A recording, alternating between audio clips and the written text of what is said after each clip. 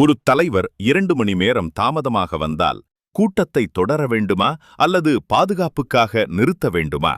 ஏனென்றால் தலைவர் தாமதமாக வரலாம், ஆனால் மக்களின் உடல் தாங்கும் வரம்பு தாமதிக்காது. ஆறாவது, தலைவர் தாமதமாக ஒழுக்க நெறிமுறை வேண்டும். அதாவது 30 நிமிடம் தாமதம் என்றால் முதல் எச்சரிக்கை, 60 நிமிடம் தாமதம் என்றால் குடிநீர், மருத்துவ கண்காணிப்பு அதிகரிப்பு போன்றவை இருக்க வேண்டும்.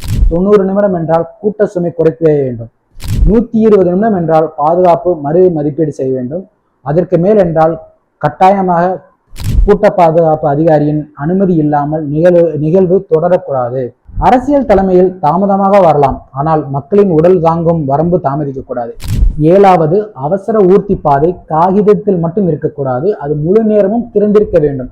தூக்குப்படுக்கை செல்லும் இடைவெளி இருக்க வேண்டும். முதலுதவி மையம், வெப்ப சோர்வு சிகிச்சை பகுதி, குழந்தைகள் காணாமல் போனால் சேர்க்கும் மையம், அருகில் உள்ள மருத்துவமனைகளுக்கு முன் ஒத்துழைப்பு, இவையெல்லாம் கட்டாயமாக இருக்க வேண்டும். ஒரு பொதுக்கூட்டத்தில் தலைவர் 2 மணி நேரம் தாமதமாக வந்தால் கூட்டத்தை தொடர வேண்டுமா அல்லது பாதுகாப்புக்காக நிறுத்த வேண்டுமா? உங்கள் கருத்தை பதிவு செய்யுங்கள். அடுத்த பகுதியில் சட்டத்தின் இறுதி முக்கிய அம்சங்களை பார்க்கலாம்.